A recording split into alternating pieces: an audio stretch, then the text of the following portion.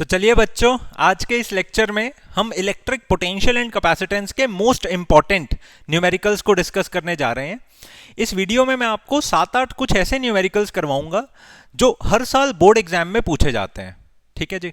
जो भी बातें इस वीडियो में मैं आपको बताऊंगा वो मैं अपने एक्सपीरियंस के अनुसार सबसे इंपॉर्टेंट बातें बोर्ड एग्जाम के लिए बताऊंगा। यदि आप न्यूमेरिकल्स में खुद को बहुत वीक फील करते हैं तो बेटा सिर्फ आप इन न्यूमेरिकल्स को कर कर जाइए। इसके साथ में अगर आपने डेरिवेशंस की हुई हैं तो डेफिनेटली पोटेंशियल एंड कैपेसिटेंस आप पूरा अटेम्प्ट कर कर आएंगे अपने पेपर में। तो चलिए शुरू करते हैं। सबसे पहला न्यूमेरिकल आपके सामने है। इस क्वेश्चन के अंदर उन्होंने आपको कहा calculate the potential at centre. देखिए बेटा, ये क्वेश्चंस बड़े फेमस क्वेश्चंस हैं। वो आपको कोई स्क्वायर दे सकते हैं या रेक्टेंगल दे सकते हैं या कोई ट्रायंगल दे सकते हैं।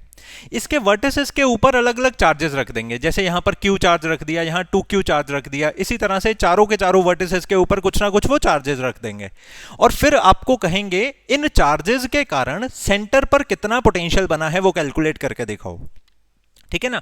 यही क्वेश्चन ट्रायंगल में भी आ सकता है। तीनों वर्टिसेस के ऊपर वो चार्जेस रख देंगे और कहेंगे सेंटर पर पोटेंशियल कैलकुलेट करके दिखाओ। जनरली ऐसा क्वेश्चन जो है वो 2 मार्क्स और 3 मार्क्स में देखने को मिलता है। ठीक है जी। ओके, तो इसी तरह का ही एक क्वेश्चन मैं आपके साथ डिस्कस कर रहा हूं। हो सकता है वहां पर वो Q की बजाय 3Q रख दें, पर जब भी कभी भी ऐसा क्वेश्चन आएगा तो सेम फॉर्मेट से ही आपको करना होगा। ठीक है। ओके, तो हम सबसे पहले O पॉइंट पर पोटेंशियल कैलकुलेट करना चाहते हैं। आप बहुत अच्छे से जानते हैं कि किसी भी एक चार्ज के कारण किसी पॉइंट के ऊपर जो पोटेंशियल होता है उसका फॉर्मूला होता है K, जितना वो चार्ज है डिवाइडेड बाय जितना उनके बीच में डिस्टेंस है उसके साथ। ठीक है जी। ये फॉर्मूला जो है वो किसी भी चार्ज के कारण किसी भी पॉइंट के ऊपर पोटेंशियल को कैलकुलेट करने के लिए यूज किया जाता है। ठीक है। अब इसी तरह से हम इस चार्ज के कारण यहां पोटेंशियल कैलकुलेट करना चाहते हैं, इस चार्ज के कारण भी और इस चार्ज के कारण भी और इस चार्ज के कारण भी। तो सबसे इंपॉर्टेंट हमारे लिए क्या है, हमें चार्ज तो पता है, हमें इसके बीच का डिस्टेंस कैलकुलेट करना होगा। ठीक है जी। तो ऑलरेडी मैंने यहां पर सॉल्व किया हुआ है ताकि हमें ज्यादा समय ना लगे। ठीक है। तो यहां पर मान लीजिए Q चार्ज है, ये 2Q है, ये -4Q है और ये 3Q चार्ज है। आप एक चीज हमेशा याद रखना कि किसी भी स्क्वायर का जो डायगोनल होता है वो डायगोनल की लेंथ होती है जितनी उस स्क्वायर के साइड की लेंथ है मल्टीप्लाई बाय √2। ठीक है जी। तो इसी तरह से ये जो स्क्वायर है इसके ये पूरे के पूरे डायगोनल की जो लेंथ है दैट इज L√2। ठीक है जी। Where L is the side of the square. Okay, तो अगर मैं आपसे कहूं कि सिर्फ आधी लेंथ कितनी होगी, मतलब सिर्फ यहां से लेकर यहां तक की जो लेंथ है वो कितनी होगी। अगर पूरी लेंथ बेटा L√2 है तो आधी लेंथ को डिवाइड बाय 2 करना होगा। अब इस नीचे वाले 2 को हम क्या लिख सकते हैं, √2 इंटू √2। तो एक √2 से एक √2 कैंसिल हो गया, तो सिर्फ यहां से लेकर यहां तक की जो लेंथ है दैट इज L/√2, L/√2 इस तरह से। ठीक है। तो आपको क्लियर हो गया यहां पे। अब मैं O पॉइंट पर पोटेंशियल निकालना चाहता हूं। O पॉइंट पर इस चार्ज के कारण भी कुछ पोटेंशियल है, इसके कारण भी, इसके कारण भी और इसके कारण भी। ठीक है जी। तो O पॉइंट पर जो टोटल पोटेंशियल है वो A के कारण, B के कारण, C के कारण एंड D के कारण है। ठीक है जी। तो A के कारण कितना पोटेंशियल है बेटा, A के कारण जो पोटेंशियल है that is Q divided by जितना यहां से यहां तक का डिस्टेंस है। ठीक है। उस डिस्टेंस को मैं यहां पर लिख रहा हूं AO। ठीक है। मल्टीप्लाई करना है हमें किसके साथ, K के साथ, और K की वैल्यू होती है 1/4 पाई एप्सिलॉन नॉट। ठीक है जी। आई होप सो ये आपको बहुत अच्छे से समझ आ गया। इसी तरह से B के कारण जो पोटेंशियल है वो कितना है, K multiply by 2Q upon जितना ये डिस्टेंस है। अब बेटा जितना ये डिस्टेंस है उतना ही ये डिस्टेंस होगा, उतना ही ये और उतना ही ये। ठीक है जी। तो यहां से लेकर यहां तक का डिस्टेंस हमने बोल दिया BO। ठीक है। सिमिलरली 3Q के कारण जो पोटेंशियल है वो कितना है, K into 3Q upon CO। इसी तरह से -4Q के कारण जो पोटेंशियल है वो कितना है, -K into 4Q upon DO। ठीक है। हमने बहुत अच्छे से देख लिया कि AO, BO, CO and DO ये डिस्टेंसेस जो हैं वो L/√2 हैं। ये मैं आपको कैलकुलेट करके दिखा चुका हूं। ठीक है। ओके, तो O पॉइंट पर जो टोटल पोटेंशियल हो गया हमारा वो हो गया। अब यहां पर मैं इसको बहुत अच्छे से करके दिखा रहा हूं, वैसे तो वहां किया हुआ है। ठीक है। तो that is KQ upon AO को मैं क्या लिख सकता हूं, L/√2। ठीक है जी। Plus K2Q। इसी तरह से BO को मैं क्या लिख सकता हूं, BO को भी हम L/√2 ही लिखेंगे। ठीक है जी। Next one is K into 3Q and C O को मैं लिख सकता हूं बेटा, सी ओ को again L upon root two, ठीक है जी। Next one is K into minus 4Q divided by D O को मैं अगेन लिख सकता हूं L अपॉन रूट टू, ठीक है। तो बेटा यहां पर इस L अपॉन रूट टू का रेसिप्रोकेट करके आप इस रूट टू को ऊपर लेकर जा सकते हैं, ठीक है जी। इस पूरे के पूरे रूट टू को हमने उठाकर ऊपर शिफ्ट कर दिया, ठीक है, और ये कैंसिल हो गया। तो सिमिलरली ये सारे के सारे जो रूट टूज हैं, ठीक है, इनको हमने न्यूमरेटर में शिफ्ट कर दिया। यहां पर भी रूट टू आ गया, ठीक है, यहां भी रूट टू आ गया और यहां भी रूट टू आ गया, और फाइनली मेरे पास जो वैल्यू आई वो ये बन गई, ये पूरी की पूरी, ठीक है। अब सब में से क्या कॉमन आ सकता है? के क्यू अपॉन एल कॉमन आ सकता है। तो बेटा पहले हिस्से में क्या आ रहा है? Root two. दूसरे हिस्से में क्या आ रहा है? दूसरे हिस्से में ये टू बचेगा एंड रूट टू बचेगा, that is two root two, ठीक है। एंड तीसरे हिस्से में आ रहा है 3 रूट टू एंड चौथे हिस्से में माइनस 4 रूट टू, ठीक है। तो के क्यू अपॉन एल को हमने ले लिया कॉमन एंड हमारे पास में फाइनली आंसर आ गया K Q upon L into 1 root two plus 2 root two plus 3 root two, this is 6 root two minus 4 root two. तो हमारे पास जो फाइनली आंसर है that is K Q upon L multiply by 2 root two, ठीक है जी, ये हमारा answer है। तो कभी भी किसी भी स्क्वायर के कारण उसके सेंटर पर पोटेंशियल निकालना हो तो इस तरह से होता है। अब एक और क्वेश्चन इसका हम कर लेते हैं।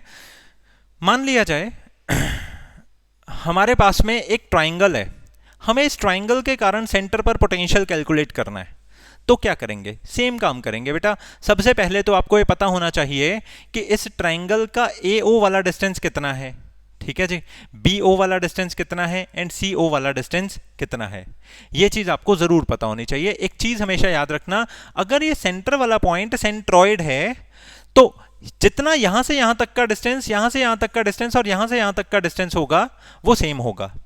नाउ लेट अस इमेजिन कि ये जो ट्राइंगल है वो इक्विलेटरल ट्राइंगल है, ठीक है जी। कौन सा ट्राइंगल है? इक्विलेटरल ट्राइंगल है। और बेटा इक्विलेटरल ट्राइंगल के सारी की सारी साइड्स सेम होती हैं और किसी भी वर्टेक्स से सेंटर तक का जो डिस्टेंस होता है वो होता है जितनी साइड है अपॉन अंडर रूट 3। ये कुछ नॉलेज वाली बातें हैं जो आपको हमेशा याद रखनी है, ठीक है।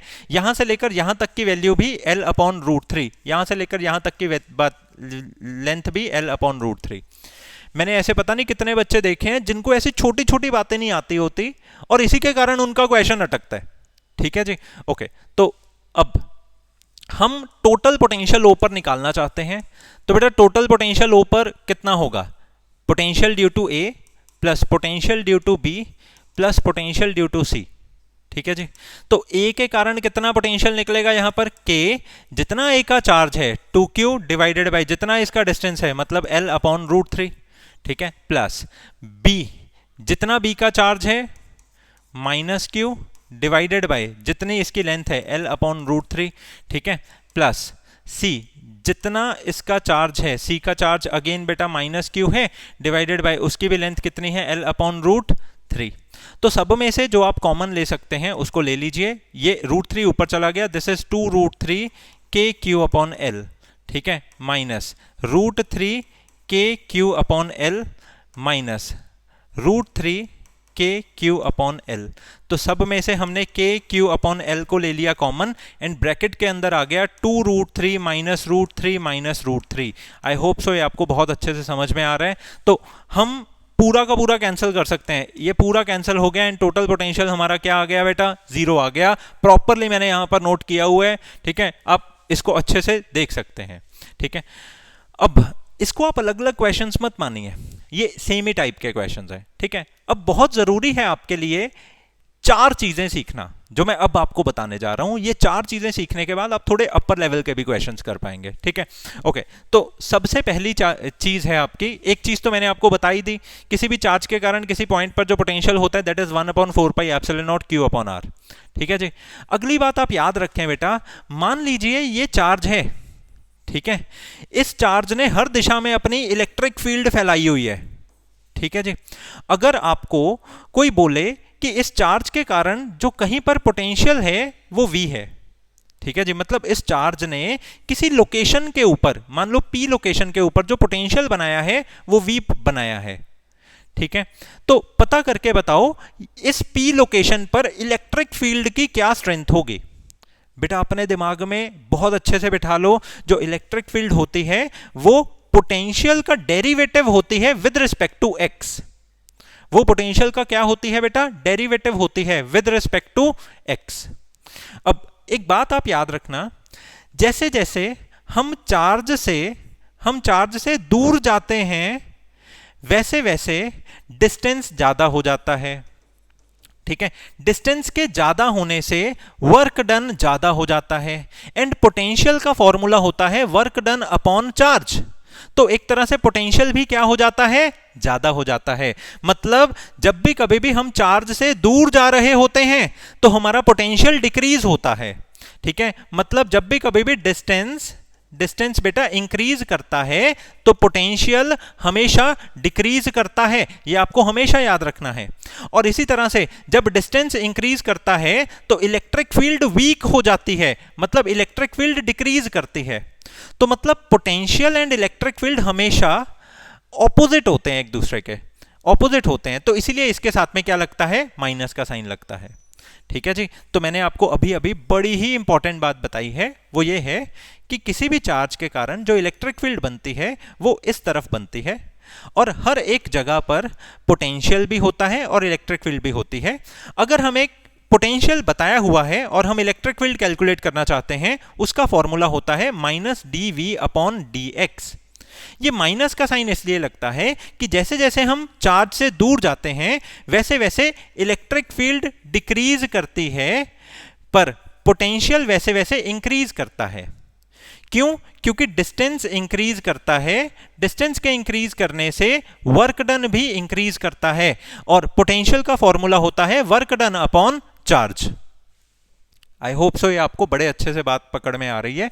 तो यहां पर मैंने आपको दूसरा फॉर्मूला ये सिखाया है कि इलेक्ट्रिक फील्ड का फॉर्मूला होता है माइनस dv बाय dr। ठीक है जी, मतलब पोटेंशियल का डेरिवेटिव कर दो विद रिस्पेक्ट टू डिस्टेंस। ठीक है, एक फॉर्मूला आपको जो कभी नहीं भूलना और ना ही इसमें कंफ्यूज होना है वो ये है कि चार्ज हमेशा c इंटू वी के बराबर होता है। ठीक है जी, मतलब अगर कोई भी कैपेसिटर है ना आपके पास में, मान लो आपके पास में कोई भी कैपेसिटर है, ये कैपेसिटर अपने अंदर चार्ज स्टोर कर सकता है।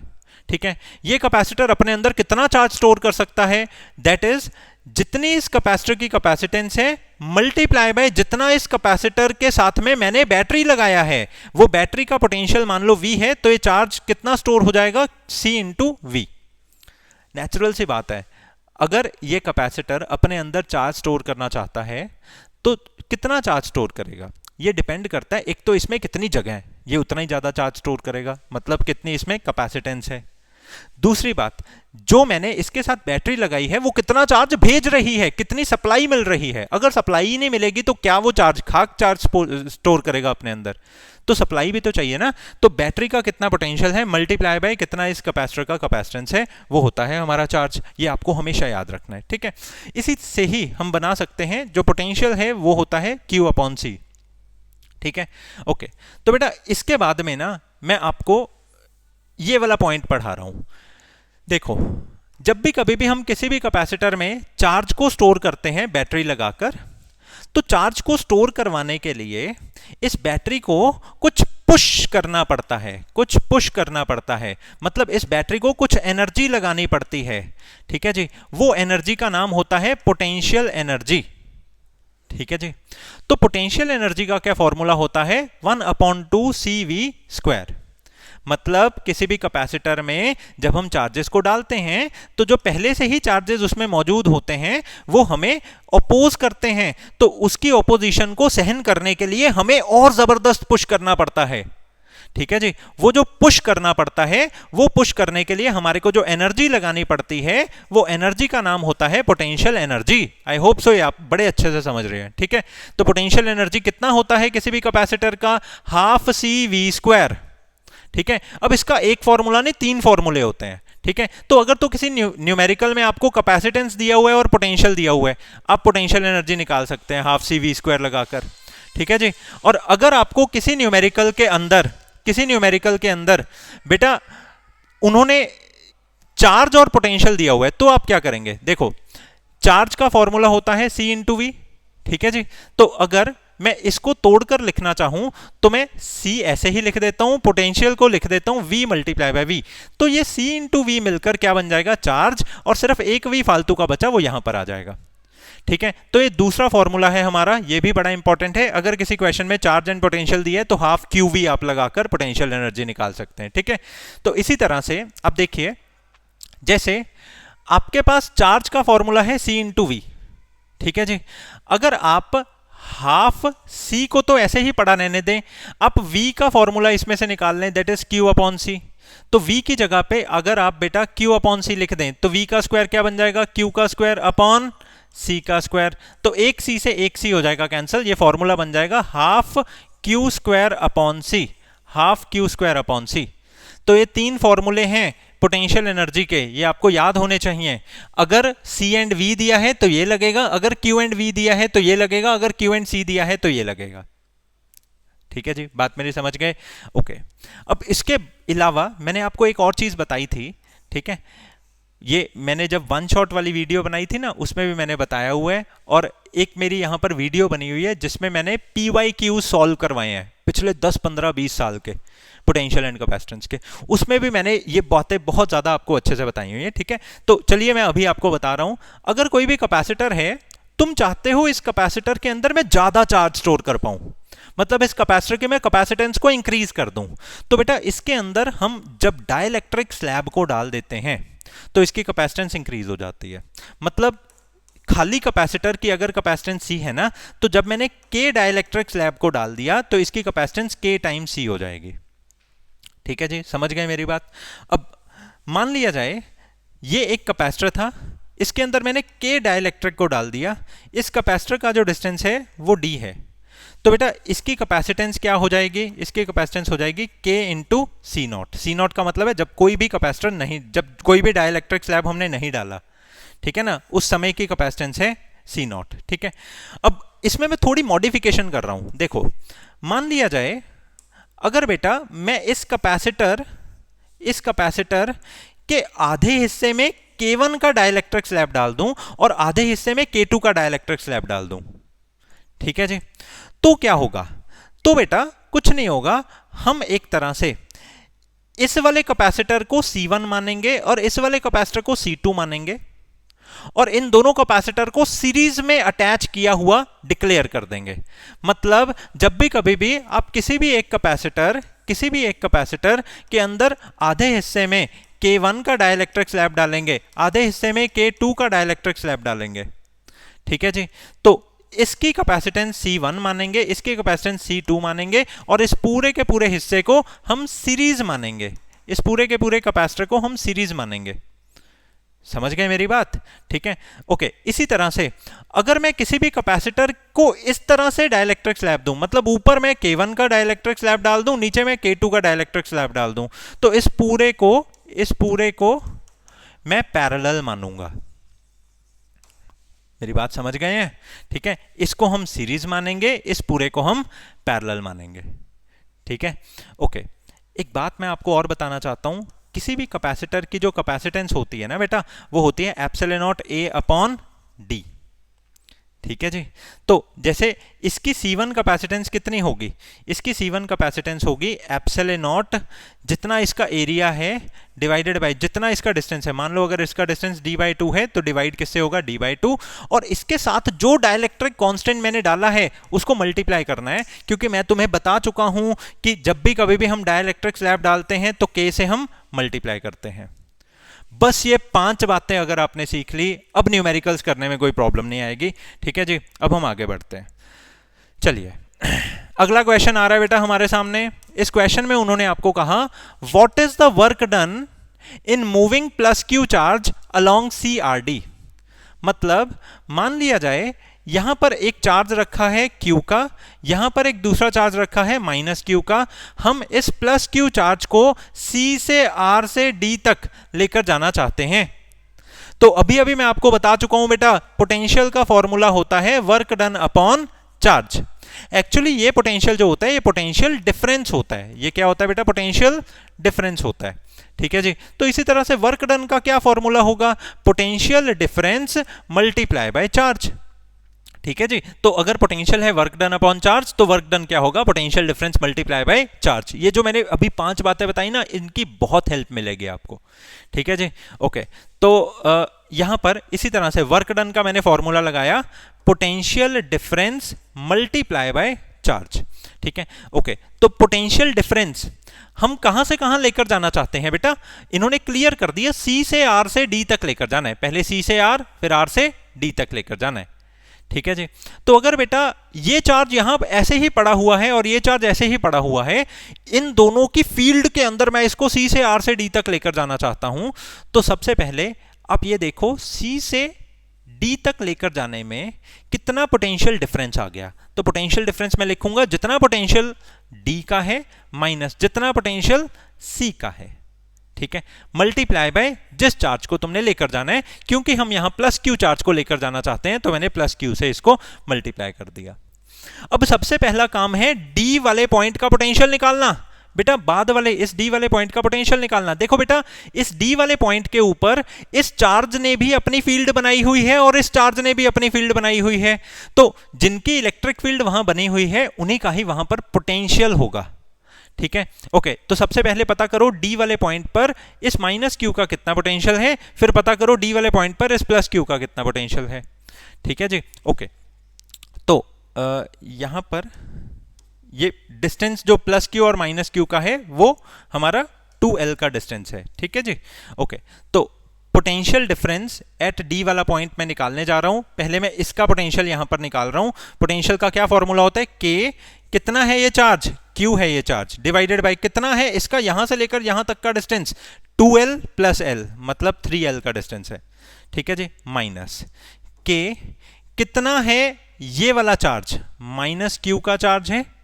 ठीक है, डिवाइडेड बाय कितना है यहां पर जो पोटेंशियल, अब देखो यहां पर प्लस लगेगा ना, क्योंकि मैं अभी डी का पोटेंशियल निकाल रहा हूं। डी के ऊपर इसके कारण और इसके कारण दोनों का जो टोटल पोटेंशियल है वो क्या होगा, Q इंटू के अपॉन 3L प्लस के इंटू ये चार्ज के कारण मैंने माइनस यहां पर डाल दिया। ठीक है, डिवाइड में इसका डिस्टेंस कितना है, L का इसका डिस्टेंस है। अब समझ गए ना, मैं टोटल पोटेंशियल यहां निकालना चाहता हूं, इसके कारण जो पोटेंशियल है प्लस इसके कारण जो पोटेंशियल है ये। ठीक है, ये हमारा बन गया K Q upon 3L minus के क्यू अपॉन L। ठीक है जी, ये हमारा पोटेंशियल माना जाएगा किसका, डी का। अब इसी तरह से जरा चेक करो सी के कारण कितना पोटेंशियल होगा। ठीक है, मतलब सी के ऊपर कितना पोटेंशियल होगा ये आप चेक करो। देखो बेटा, जितना डिस्टेंस इसका है L उतना ही डिस्टेंस इसका है L, जितना चार्ज ये है Q उतना ही चार्ज ये है Q। तो अगर आप C के ऊपर पोटेंशियल निकालेंगे भी तो इसके कारण जो आप पोटेंशियल निकालेंगे वो होगा के क्यू अपॉन L, और इसके कारण जो आप पोटेंशियल निकालेंगे वो होगा माइनस के क्यू अपॉन L। ठीक है, ये पूरा कैंसिल हो जाएगा और टोटल पोटेंशियल क्या आ जाएगा तुम्हारे पास, 0 आ जाएगा। समझने वाली बात है। ठीक है, अब बस अपने दिमाग में बिठाकर चलिए कि जो पोटेंशियल होता है वो स्केलर क्वांटिटी होता है। ये तुमसे 1 नंबर का कोई न्यूमेरिकल भी पूछ सकता है। अगर तुम इस साइड पोटेंशियल कैलकुलेट करते हो तब भी पॉजिटिव साइन ही आएगा, अगर इस साइड करते हो तब भी पॉजिटिव साइन ही आएगा। कभी ये गलती मत कर देना इलेक्ट्रिक फील्ड के जैसी कि इलेक्ट्रिक फील्ड अगर हम इस साइड करते हैं तो वो नेगेटिव और इस साइड करते हैं तो वो पॉजिटिव। नहीं, पोटेंशियल कहीं पे भी तुम कर लो वो पॉजिटिव ही होता है। ठीक है, हाँ, अगर तुम्हारा चार्ज नेगेटिव है तो उसके कारण पोटेंशियल जरूर नेगेटिव हो जाता है, जैसे यहां पर हुआ। ठीक है जी, तो अगर तुम सेंटर पे निकालना चाहते थे, प्लस क्यू ने यहां पॉजिटिव पोटेंशियल दिया, माइनस क्यू ने माइनस पोटेंशियल दिया, क्योंकि डिस्टेंसेस भी सेम है और यहां पर चार्जेस भी सेम है, तो हमारा टोटल पोटेंशियल क्या हो गया, 0 हो गया। ठीक है जी, ओके। अगर तुम्हें बेटा पोटेंशियल सी का और पोटेंशियल डी का पता लग गया तो अब तुम यहां पर भर दोगे। तो डी का पोटेंशियल हम क्या भरेंगे, के क्यू अपॉन 3L माइनस के क्यू अपॉन L। सी का पोटेंशियल क्या है, 0 है। मल्टीप्लाई हम किससे करेंगे, Q से मल्टीप्लाई करेंगे। ठीक है जी, इसको जब हमने सॉल्व किया तो ये हमारा बन गया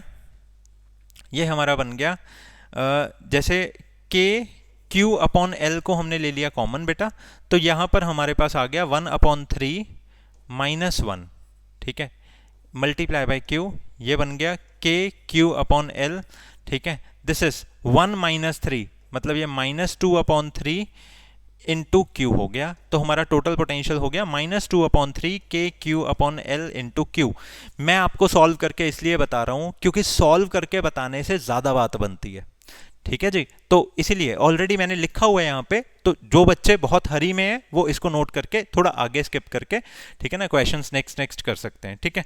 ओके, तो अगली बात आ गई बेटा, बहुत क्वेश्चन इंपॉर्टेंट, ये बात आप बहुत अच्छे से सीखना।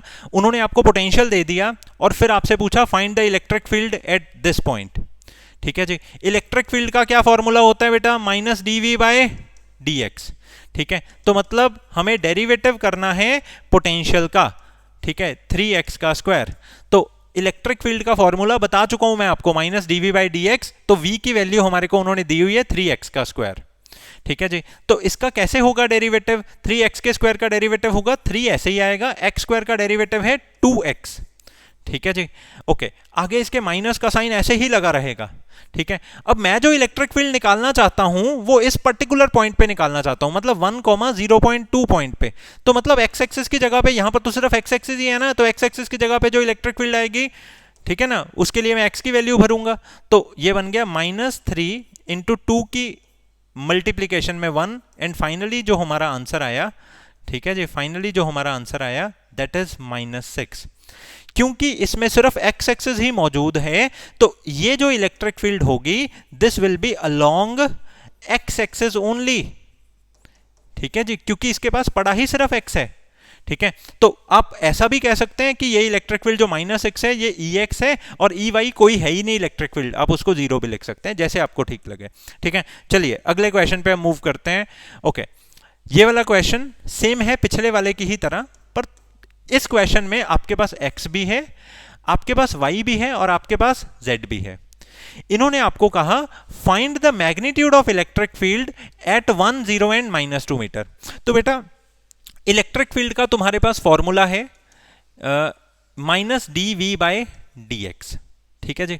सबसे पहले तुम्हें जो इलेक्ट्रिक फील्ड निकालनी है वो x एक्सिस की निकालनी है, ठीक है। क्यों? क्योंकि तुम्हारे पास में जो पोटेंशियल है वो 12x - 3x² प्लस 2yz² ये है। तो पहले आप सिर्फ x एक्सिस का पोटेंशियल इलेक्ट्रिक फील्ड निकालेंगे, फिर आप y एक्सिस का इलेक्ट्रिक फील्ड निकालेंगे, और फिर आप z एक्सिस का इलेक्ट्रिक फील्ड निकालेंगे। फिर आप जब टोटल इलेक्ट्रिक फील्ड लिखेंगे उसको लिखेंगे Ex i cap plus Ey j cap plus Ez k cap, और ये i cap j cap k cap लगाकर जो इलेक्ट्रिक फील्ड तुम्हें मिलेगी वो वेक्टर फॉर्म में मिलेगी। और उन्होंने आपको क्या पूछा है? Then find the magnitude of the electric field. किसी भी वेक्टर फॉर्म की इलेक्ट्रिक फील्ड का मैग्नीट्यूड निकालने का क्या तरीका होता है? √of Ex का स्क्वायर करोगे, फिर Ey का स्क्वायर करोगे, फिर Ez का स्क्वायर करोगे। आई होप सो आप समझ गए हैं। चलिए हम फटाफट करते हैं इसको। पहले इलेक्ट्रिक फील्ड x एक्सिस का मैंने निकालने की कोशिश की, ठीक है, यानी कि मेरे को इस पूरे का डेरिवेटिव करना है with respect to x axis, ठीक है। तो बेटा 12x, याद रखना जब भी कभी भी हम डेरिवेटिव करते हैं किसी भी x वाली चीज का, तो जो x के साथ में लगा होता है वो बाहर चला जाता है, जैसे 12 बाहर चला जाता है, तो ये क्या बचा? dx/dx, ये कट कर हमारा 1 हो गया, ठीक है जी। इसी तरह बच्चों 12x का डेरिवेटिव क्या हो गया? 12, क्योंकि कटकर वो 1 हो गया, तो 12 × 1 तो 12 ही रहेगा, ठीक है जी। अब क्योंकि मैं इलेक्ट्रिक फील्ड सिर्फ x एक्सिस की फाइंड करना चाहता हूं, तो मेरे लिए y भी एक तरह का क्या है? कांस्टेंट है, ठीक है। ओके, तो इसी तरह से अब जब मैं इलेक्ट्रिक फील्ड फाइंड करना चाहता हूं अपने 3x² y की, ठीक है, तो मेरे को डेरिवेटिव करना पड़ेगा 3x² y का। तो अब बेटा 3 एंड y गेट आउट हो जाएंगे, जिनकी जरूरत नहीं उनको डेरिवेटिव के बाहर कर दो। डेरिवेटिव के अंदर क्या आएगा? d/dx ऑफ x का स्क्वायर। तो x स्क्वायर का डेरिवेटिव क्या हो जाएगा बेटा? 2x, तो 2 × 3 हमारा क्या बन गया? 6xy, ठीक है जी। तो इसी तरह से ये 3x² y का डेरिवेटिव हमारा क्या बन गया? 6xy, क्योंकि 3 एंड y को बाहर कर दिया, x स्क्वायर का डेरिवेटिव 2x करके, तो माइनस का साइन वैसे ही पड़ा रह गया। Got it? ओके, तो इसी तरह से मेरी जो x एक्सिस की इलेक्ट्रिक फील्ड है वो आ चुकी है, क्योंकि इस पूरी इलेक्ट्रिक फील्ड के बाहर भी क्या पड़ा था? एक माइनस का साइन पड़ा था ना, ठीक है। तो मेरी पूरी x एक्सिस की इलेक्ट्रिक फील्ड आ चुकी है, जिसके अंदर हमारे पास में 12 माइनस 6xy है, ये माइनस का साइन जब मैंने अंदर भेजा तो 12 के साथ भी माइनस आ गया, इसका साइन पलटकर प्लस हो गया। अब उन्होंने जो इलेक्ट्रिक फील्ड हमें निकालने को बोली है वो 1, 0 एंड -2 मीटर पर निकालने को बोली है। अब मैं इसमें x की वैल्यू 1, y की वैल्यू 0 एंड z की वैल्यू -2 पुट करूंगा, तो यहां पर तो -12 का -12 ही आ गया, यहां पर -6 था जो कि +6 हो चुका है हमारा, तो 6 के साथ में हमने x की वैल्यू को भर दिया 1 मीटर एंड y की वैल्यू को भर दिया 0 मीटर। तो किसी को भी जब 0 से हम मल्टीप्लाई करेंगे तो बेटा वो खत्म ही हो जाएगा, तो फाइनली हमारी x एक्सिस की इलेक्ट्रिक फील्ड आ गई -12 न्यूटन पर कूलम। इलेक्ट्रिक फील्ड का ऐसा यूनिट होता है। ठीक है, फटाफट y एक्सिस की भी निकाल लें। y एक्सिस की इलेक्ट्रिक फील्ड हमारी आएगी, जैसे देखो बेटा पोटेंशियल मैंने सेम टू सेम ऐसे लिख दिया। ठीक है, तो 12x का हमारा डेरिवेटिव है 0। ठीक है, अब y एक्सिस के रिस्पेक्ट में कर रहे हैं तो x यहां पर 0 माना जाएगा, x यहां पे कांस्टेंट माना जाएगा, क्योंकि इसके पास y नहीं है तो इसीलिए x के रिस्पेक्ट में इसका डेरिवेटिव 0 माना जाएगा। ठीक है जी, क्योंकि अब मैं डेरिवेटिव कर रहा हूं y के रिस्पेक्ट में। ठीक है, तो 12x का डेरिवेटिव क्योंकि इसके पास y नहीं है वो 0 माना जाएगा। नेक्स्ट मेरे को किसका डेरिवेटिव करना है बेटा? नेक्स्ट मेरे को डेरिवेटिव करना है 3x² y का। अब बेटा y के रिस्पेक्ट में करना है तो 3x² गेट आउट हो जाएगा, 3x² इस तरह से ये बन गया dy/dy, कट कर ये 1 बन गया, तो हमारा इसका आंसर आ गया 3x²। ठीक है, माइनस का साइन आगे सेम टू सेम आएगा। ठीक है, इसी तरह से 2z² बाहर आ जाएगा एंड dy/dy हमारा 1 हो जाएगा, तो 2z² y का डेरिवेटिव 2z² आ जाएगा। तो इलेक्ट्रिक फील्ड y एक्सिस में हमारी कितनी आ जाएगी? 3x² minus 2z²। ठीक है, ओके, अब इसमें x की वैल्यू 1 भरनी है, y की वैल्यू 0 भरनी है, तो हमारे पूरे के पूरे इलेक्ट्रिक फील्ड की वैल्यू आ जाएगी 3 × 1 का स्क्वायर माइनस 2 × -2 का स्क्वायर, तो इलेक्ट्रिक फील्ड इन y एक्सिस ये हमारी आ जाएगी -5 न्यूटन पर कूलम। ठीक है जी, सिमिलरली आप बहुत ही अच्छे से बेटा z एक्सिस की भी इलेक्ट्रिक फील्ड निकाल सकते हैं। ठीक है, अब यहां पर x एक्सिस की इलेक्ट्रिक फील्ड 0 हो गई, क्योंकि इसके पास भी z नहीं पड़ा, वो भी 0 हो गई। अब 2y बाहर आ जाएगा, z² का डेरिवेटिव बन गया 2z, तो 2y × 2z ये बन गया 4z। ठीक है, बाहर माइनस पड़ा है तो उसके कारण माइनस आ गया। उसके बाद x की वैल्यू, y की वैल्यू और z की वैल्यू पुट करके हमारे पास z एक्सिस की इलेक्ट्रिक फील्ड 0 आ गई, तो हमारी जो टोटल इलेक्ट्रिक फील्ड है बेटा वो ये आ गई। तो हमारी टोटल इलेक्ट्रिक फील्ड निकालने के बाद में हमें इसका मैग्नीट्यूड करना है। मैग्नीट्यूड क्या होता है? जो आपकी x एक्सिस की इलेक्ट्रिक फील्ड है उसका स्क्वायर प्लस जो आपकी y एक्सिस की इलेक्ट्रिक फील्ड है उसका स्क्वायर, जो आपकी z एक्सिस की इलेक्ट्रिक फील्ड है उसका स्क्वायर। तो फाइनली सॉल्व करके आपका आंसर 13 न्यूटन पर कूलम आ गया। बहुत सिंपल था, पिछले वाले की ही तरह था, बस इसमें x, y एंड z तीनों मौजूद थे, तो हमें इलेक्ट्रिक फील्ड भी तीनों की निकालनी पड़ी। पिछले क्वेश्चन में सिर्फ x था, तो इलेक्ट्रिक फील्ड सिर्फ x की ही निकालकर हमारा काम चल गया। ठीक है, तो अगला क्वेश्चन बेटा, अगला क्वेश्चन, नेक्स्ट क्वेश्चन आपको कहता है with the help of this graph draw a graph between electric field and distance. देखो बेटा ये जो ग्राफ है ये पोटेंशियल एंड डिस्टेंस के बीच का ग्राफ है। ठीक है जी, अब आपको इलेक्ट्रिक फील्ड का ग्राफ बनाना है। बहुत अच्छे से आप एक चीज जानते हैं, इलेक्ट्रिक फील्ड होता है -dV/dx। ठीक है जी, ओके, या फिर आप इसको ऐसा भी कह सकते हैं change in potential upon change in distance होता है हमारा क्या? Electric field. ठीक है, क्योंकि बेटा d का मतलब भी चेंज ही होता है, पर स्मॉल चेंज होता है इसका मतलब। ठीक है, इसका भी मतलब क्या होता है? चेंज ही होता है। तो अगर कभी भी स्मॉल चेंज हो रही हो या इंस्टेंटेनियस टाइम पे चेंज हो रही हो तो हम d को यूज करते हैं। अगर कभी भी नॉर्मली चेंज हो रहा हो पोटेंशियल, जैसे यहां पर 0 से 2 सेकंड, भाई साहब ये स्मॉल टाइम नहीं है। ठीक है, हमारे लिए स्मॉल टाइम हो सकता है, पर चार्जेस के लिए, है ना, करंट के लिए ये स्मॉल टाइम नहीं है, तो इसीलिए हम यहां पर change in potential upon change in distance use करेंगे। ठीक है, अगर स्मॉल टाइम होता तो हम dV/dx यूज करते। ठीक है, तो इस चीज को, कुछ कंसेप्ट्स को आप क्लियर करके रखें। तो इलेक्ट्रिक फील्ड हम पहले निकालेंगे O से लेकर A तक। तो बेटा इलेक्ट्रिक फील्ड निकालने का फंडा बड़ा सेम है, माइनस का साइन लगाइए, change in potential upon change in distance कीजिए। ठीक है जी, ओके, तो 0 से लेकर 2 तक कितना चेंज इन पोटेंशियल हुआ? इसमें हमारा चेंज इन पोटेंशियल हुआ इतना, ये था 2, तो चेंज इन पोटेंशियल हो गया 2 - 0। ठीक है, 2। इसी तरह से कितना चेंज इन डिस्टेंस हुआ? तो बेटा डिस्टेंस में भी चेंज 2 - 0 2 ही हुआ है। ठीक है, तो ऊपर हमारा बन गया -2, नीचे हमारा बन गया 2, तो सॉल्व करके हमारा आ गया -1। आई होप सो ये आपका क्लियर है। अब ए से लेकर बी तक आप देख सकते हैं यहां भी और यहां भी पोटेंशियल क्या है, सेम है। तो अगर पोटेंशियल मतलब अगर पोटेंशियल तुम्हारा सेम है तो चेंज इन पोटेंशियल यहां पर आपका जीरो होगा, तो इलेक्ट्रिक फील्ड भी यहां पर आपकी जीरो होगी। ठीक है जी। इसी तरह से आप बी से लेकर सी तक देखिए, change in potential upon change in distance इस तरह से है। ठीक है, तो माइनस का साइन आपका आगे ऐसे ही लगा रहेगा। तो चेंज इन पोटेंशियल कितना हो गया, फाइनली पोटेंशियल तुम्हारा जीरो हो गया, शुरुआत में तुम्हारा पोटेंशियल 2 था। तो final minus initial divided by distance कितना है, डिस्टेंस है 6 - 4, मतलब 6 - 4 इस तरह से। तो 2/2 कट के हमारा ये 1 आ गया। तो अब आप देख सकते हैं कि O से लेकर A तक, O से लेकर A तक हमारा टाइम में मतलब डिस्टेंस में तो चेंज हो रहा है 0 से लेकर 2 तक, परंतु हमारी इलेक्ट्रिक फील्ड है -1। फिर A से लेकर B तक हमारे डिस्टेंस में तो चेंज हो रहा है 2 से 4, परंतु हमारी इलेक्ट्रिक फील्ड कितनी है, 0। ठीक है, फिर B से लेकर C तक हमारे डिस्टेंस में चेंज हो रहा है 2 का, हमारे डिस्टेंस में चेंज हो रहा है 2 का, और हमारा जो पोटेंशियल है वो है मतलब हमारी जो इलेक्ट्रिक फील्ड है वो है +1। ठीक है, तो ये मैंने ग्राफ बना दिया, आपको ये ग्राफ आ सकता है, ये क्वेश्चन इंपॉर्टेंट क्वेश्चंस में से एक है। ठीक है जी, ओके। तो अगले क्वेश्चन पे हम मूव करते हैं। नेक्स्ट क्वेश्चन आपको कह रहा है find the equivalent capacitance and net charge and potential energy. अब आ गई बेटा सबसे इंपॉर्टेंट बात, देखो लेट अस सपोज इस बैटरी ने पीछे से चार्ज दिया, ये चार्ज ऐसे ऐसे ऐसे फ्लो हुआ।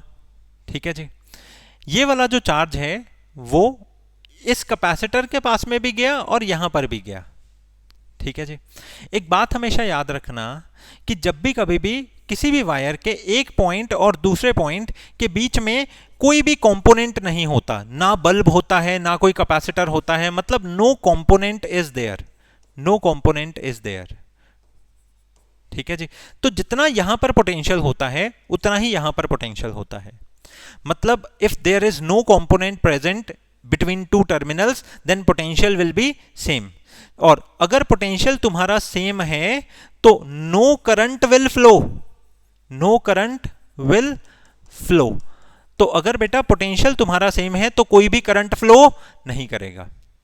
ठीक है जी, तो अब मैं आपको यह बात कहना चाहता हूं कि इस ए पॉइंट, मान लो इस पॉइंट और इस पॉइंट के साथ में जो वायर अटैच है इसमें से कोई भी करंट फ्लो नहीं करेगा, क्योंकि जो पोटेंशियल यहां है वही पोटेंशियल यहां है।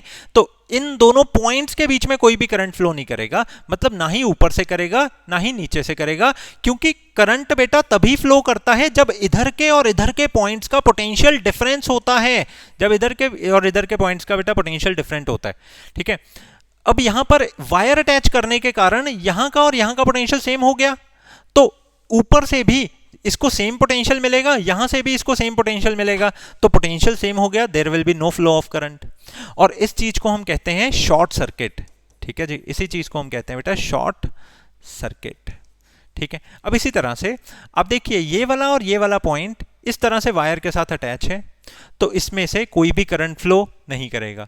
अगर बेटा इसमें से कोई भी करंट फ्लो नहीं करेगा तो हम लोग क्या समझेंगे, हम लोग ये समझेंगे कि पोटेंशियल यहां का सेम है, तो जो पोटेंशियल यहां का है वही पोटेंशियल यहां का होगा। तो मतलब ऊपर से भी और नीचे से भी सेम पोटेंशियल ही है इन दोनों टर्मिनल्स के ऊपर, तो करंट फ्लो नहीं करेगा। ठीक है जी, ओके। तो हम क्या कहेंगे, हम ये कहेंगे कि यहां पर मान लो पोटेंशियल ए से आ रहा है वो VA है, और यहां पर मान लो पोटेंशियल B के साथ में अटैच है तो वो VB है। ये पॉइंट का और ये पॉइंट का पोटेंशियल डिफरेंस है, यहां का पोटेंशियल VA है और यहां का पोटेंशियल VB है, तो इसमें से करंट फ्लो करेगा। ठीक है जी, तो हम यहां पर ये समझेंगे C1 एंड C2 का pair and C4 and C5 का pair will not have any current.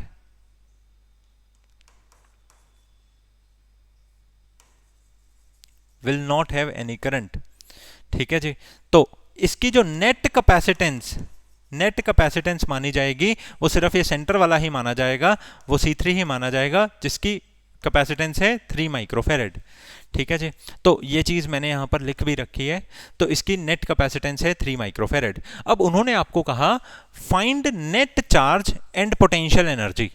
तो बेटा चार्ज का क्या फॉर्मूला होता है, बहुत अच्छे से बता दिया मैंने, C इंटू वी। तो नेट कैपेसिटेंस है हमारी 3 माइक्रोफेरेड, पोटेंशियल है 5। ठीक है, तो 3 माइक्रोफेरेड को हम क्या लिख सकते हैं, 3 इंटू 10 की पावर -6। पोटेंशियल की वैल्यू मैंने 5 रख दी, तो हमारा फाइनली जो आंसर आया वो आया 15 माइक्रोकूलम। आई होप सो आपको समझ आ गया। ठीक है, अगली बात है पोटेंशियल एनर्जी। पोटेंशियल एनर्जी का क्या फॉर्मूला है, हाफ C/v²। ठीक है, तो मतलब हाफ इंटू कैपेसिटेंस की जगह आपने 3 भरा और वो माइक्रोफेरेड में था तो 10 की पावर -6 हो गया। पोटेंशियल की वैल्यू है 25, तो हमारी पोटेंशियल एनर्जी यहां पर बन गई 1.5 इंटू 25 इंटू 10 की पावर -6। तो पोटेंशियल एनर्जी है 37.5 इंटू 10 की पावर ये -6 है। ठीक है, -6। तो पोटेंशियल एनर्जी भी हमने कैलकुलेट कर लिया और चार्ज भी कैलकुलेट कर लिया। और अभी अभी जो हमने कंसेप्ट सीखा, इस कंसेप्ट का नाम है short circuit of the capacitors. ठीक है, इस पर क्वेश्चन आजकल बड़े ट्रेंड में चल रहा है, तो आप जरूर इसको एक बारी अच्छे से देख कर जाएं। सिंपल सी बात है, अगर तुमने 2 पॉइंट्स को ऐसे अटैच कर दिया ना, तो मतलब यहां से कोई करंट नहीं फ्लो करेगा क्योंकि पोटेंशियल सेम हो गया। क्योंकि पोटेंशियल सेम हो गया तो यहां से भी कोई करंट नहीं फ्लो करेगा। करंट हमेशा तभी फ्लो करता है when there is potential difference. ठीक है जी, ओके। तो अगली बात हम करने जा रहे हैं बेटा, इन्होंने कहा each capacitor is of 2 microfarad. ठीक है, देखिए बेटा, एक ये कैपेसिटर है, एक ये है, एक ये है और एक ये है और एक ये है। 5 कैपेसिटर्स हैं, हर एक कैपेसिटर जो है वो 2 माइक्रोफेरेड का है। सबसे पहला काम इन्होंने बोला find equivalent capacitance between A and B. मतलब ए एंड बी के बीच में जो इक्विवेलेंट कैपेसिटेंस है वो बताइए। ठीक है जी, ओके, कोई टेंशन वाली बात नहीं। देखिए बेटा, मैंने ये ए पॉइंट बना लिया। ठीक है जी, अगर मैंने ए पॉइंट बना लिया तो देखो, ए पॉइंट बनाकर जब मैं आगे निकला तो मेरे को एक कैपेसिटर मिला, वो था C1 का कैपेसिटर। ठीक है, इसके बाद ये कैपेसिटर अटैच है किसी P पॉइंट के साथ। ठीक है, ये ए पॉइंट था, ये कैपेसिटर अटैच है बेटा किसी P पॉइंट के साथ। ठीक है, अब ये P पॉइंट की वायर जो है वो इसके साथ अटैच है। अभी 2 मिनट पहले मैं आपको बताकर हटाऊं तो यहां का पोटेंशियल और यहां का पोटेंशियल क्या होगा, सेम होगा। ठीक है, होगा ना, यहां का और यहां का पोटेंशियल सेम। तो मैंने यहां लिखा जरूर SU है, परंतु यहां का पोटेंशियल कितना ही होगा, P ही होगा। ठीक है जी, ओके। इसी तरह से ये R पॉइंट की वायर इसके साथ अटैच है, तो ये T पॉइंट भी एक तरह से R जितना ही पोटेंशियल लेकर बैठा है। ठीक है ना, आपको कंफ्यूजन ना हो तो इसलिए मैं ऐसे कर रहा हूं। ठीक है जी, ओके। तो अब आप ध्यान से देखिए कि P पॉइंट और R पॉइंट के बीच में कौन सा कैपेसिटर लगा है, C2 कैपेसिटर लगा है। तो P पॉइंट और R पॉइंट के बीच में मैंने एक कैपेसिटर लगा दिया और ये कैपेसिटर है C2 कैपेसिटर। ठीक है जी, अब C3 कैपेसिटर भी किसके बीच में लगा है, S और R में, और S तो एक तरह से P ही है, तो मतलब C3 कैपेसिटर भी तो P और R में ही लगा है। तो C3 कैपेसिटर भी बेटा, C3 कैपेसिटर भी P और R पॉइंट के ही बीच में लगा है। कंफ्यूजन तो नहीं हो रही। ठीक है, अब इसी तरह से, ठीक है, C2 की बात हो गई, C3 की बात हो गई, अब C4 की बात करते हैं। ये C4 भी तो P और R के ही बीच में लगा है। ठीक है, तो P और R के ही बीच में लगा है बेटा ये C4 भी कैपेसिटर। ठीक है, अब अगली बात हम करते हैं, ये R और B, मान लो ये पॉइंट है B, इनके बीच में ये C5 कैपेसिटर लगा है। अगर मेरे तरीके से चलोगे ना तो कभी भी नेटवर्क्स बनाने में प्रॉब्लम नहीं आएगी। हमेशा आप ऐसे ही करना, जो वायर्स अटैच्ड हैं तो उनके पोटेंशियल्स को आप सेम मानना। कंडीशन ये है, उन वायर्स के बीच में कुछ लगा नहीं होना चाहिए। टीचर्स ये बात जानते हैं कि बच्चों को इतने बढ़िया तरीके से नहीं पता होती चीज, इसीलिए वो इन्हीं चीजों में ही उलझाने की कोशिश कर रहे हैं। ठीक है, ये मैंने एक नहीं, कम से कम मैंने 10 बार आया हुआ क्वेश्चन देख लिया बोर्ड का। ठीक है, बस थोड़ी थोड़ी चेंजेस होती हैं। आपको अगर ये बात समझ आ गई, आप वहां का क्वेश्चन कर दोगे। ठीक है, ओके। तो अगली बात है, C1 का सारे के सारे कैपेसिटर्स उन्होंने हमें क्या बताए हुए हैं बेटा, 2 के बताए हुए हैं। तो ये तीनों कैपेसिटर्स किस में लगे हैं, पैरेलल में लगे हैं। तो ये वाला भी 2 है, ये भी 2 है और ये भी 2 है। तो पैरेलल कैपेसिटर्स जो हैं हमारे, ठीक है, उनकी इक्विवेलेंट कैपेसिटेंस हो जाएगी 6 माइक्रोफेरेड। ठीक है, और यहाँ का जो कैपेसिटर है उसकी इक्विवेलेंट कैपेसिटेंस होगी 2, और यहाँ के कैपेसिटर की भी इक्विवेलेंट कैपेसिटेंस होगी 2। ये हमारा A है और ये हमारा B है, तो ये सीरीज में लगे हैं। तो सीरीज में इक्विवेलेंट कैपेसिटेंस कैसे होती है, 1/C1 plus 1/C2 plus 1/C3, मतलब 1/2 प्लस 1/6 प्लस 1/2। ठीक है जी, इस तरह से। तो इक्विवेलेंट कैपेसिटेंस हमारी बन गई 6/7 माइक्रोफेरेड। अब क्योंकि उन्होंने हमें एनर्जी स्टोर्ड भी निकालने को बोला है, तो एनर्जी स्टोर्ड का फॉर्मूला मैं आपको बता चुका हूं, एक नहीं तीन बता चुका हूं। तो एनर्जी स्टोर्ड का फॉर्मूला है ½CV²। ठीक है जी, तो हाफ इंटू 6/7 इंटू पोटेंशियल का स्क्वायर आप कर सकते हैं। 6/7 को 10⁻⁻6 से हमने मल्टीप्लाई किया, ये हमारी आ गई पोटेंशियल एनर्जी। ठीक है जी, ओके। तो अगला सवाल हम करने जा रहे हैं, ये सवाल ऑलरेडी हम कर चुके हैं। ठीक है, मतलब इसकी डिस्कशन थोड़ी सी मैंने आपको करके बता दी थी। इन्होंने कहा the relation between K1 and K2। बेटा देखो, एक कैपेसिटर है, इस कैपेसिटर के बीच का जो डिस्टेंस है वो D है। ठीक है, इसके बीच में जो मैंने डाइलेक्ट्रिक कांस्टेंट भरा है वो K का भरा है। ठीक है जी, ओके। तो इसकी कैपेसिटेंस क्या होगी, देखो बेटा, जब खाली कैपेसिटर होता है तो उसकी कैपेसिटेंस होती है ε0A/d। डाइलेक्ट्रिक कांस्टेंट भरने के बाद जो कैपेसिटेंस होती है वो K टाइम्स हो जाती है, तो इसकी कैपेसिटेंस हो जाएगी K ε0A/d। आई होप सो ये समझ आ गया। ठीक है जी, अब इसको हमने इसमें मोल्ड कर दिया, मतलब इसकी जो बीच की स्पेसिंग थी उसमें मैंने आधे हिस्से में तो K1 डाइलेक्ट्रिक कांस्टेंट डाल दिया, आधे हिस्से में मैंने K2 डाइलेक्ट्रिक कांस्टेंट डाल दिया। तो अब ये वाला जो कैपेसिटर है ये C1 कैपेसिटर की तरह एक्ट करेगा, ये वाला हिस्सा जो है वो C2 कैपेसिटर की तरह एक्ट करेगा, और ये जो दोनों के दोनों C1 और C2 कैपेसिटर्स हमने बनाए हैं सीरीज में अटैच्ड माने जाएंगे। ठीक है जी, जब भी कभी भी हम वर्टिकली ऐसे डाइलेक्ट्रिक स्लैब को डालते हैं तो ये सीरीज माने जाते हैं दोनों कैपेसिटर्स। ठीक है, ओके। तो अब C1 की इसकी कैपेसिटेंस क्या हो जाएगी, ε0A/d/2, साथ में इसकी डाइलेक्ट्रिक कांस्टेंट की वैल्यू मैं K1 भरूंगा। ठीक है जी, इसी तरह से बेटा C2 की कैपेसिटेंस क्या मानी जाएगी, K2 इंटू ε0A/d/2। ठीक है, अब क्योंकि ये C1 है ये C2 है, मतलब इसकी कैपेसिटेंस C1 और इसकी कैपेसिटेंस C2 हमने इस तरह से कैलकुलेट कर ली। अब थोड़ा सा सॉल्व करके, जैसे इस 2 को मैं न्यूमरेटर बना सकता हूं और इस 2 को भी मैं न्यूमरेटर बना सकता हूं, ये कैपेसिटेंस C1 और ये कैपेसिटेंस C2 हो गई। अब क्योंकि ये सीरीज में अटैच है, सीरीज में इक्विवेलेंट कैपेसिटेंस का क्या फॉर्मूला होता है, 1/C1 प्लस 1/C2। ठीक है जी, तो इसके बाद C की वैल्यू जब मैंने भरी तो C की वैल्यू मेरी कितनी आई हुई थी, देखो बेटा C की वैल्यू थी K ε0A/d। अब क्योंकि मैंने 1/C की जगह K ε0A/d जब भरने लगा तो अपॉन वाला d न्यूमरेटर में आ जाएगा। ठीक है जी, इसी तरह से C1 की जगह पर जब मैं 2K ε0A/d भरने लगा तो अपॉन वाला d न्यूमरेटर में आ जाएगा, क्योंकि डिनोमिनेटर में है ना C1 C2। ठीक है, इसी तरह से C2 की वैल्यू भी मैंने इसमें भर दी, तो मेरा ये बन गया।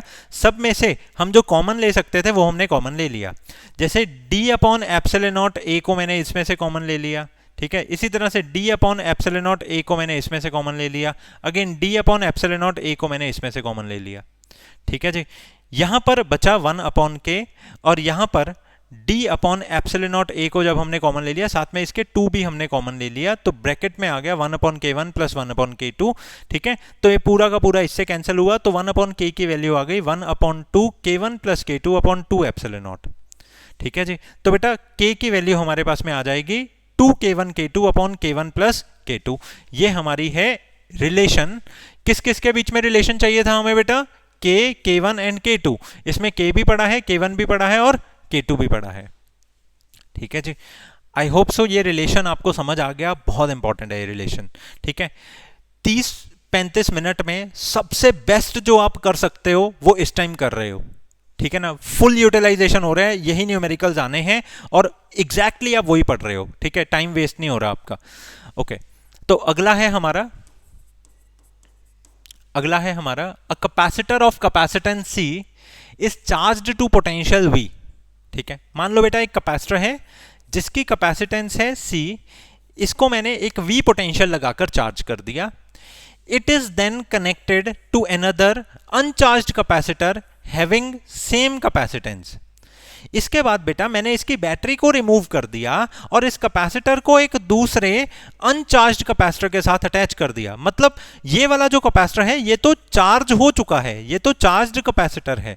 ये जो कैपेसिटर से मैंने इसको अटैच किया है वो अनचार्ज्ड कैपेसिटर है।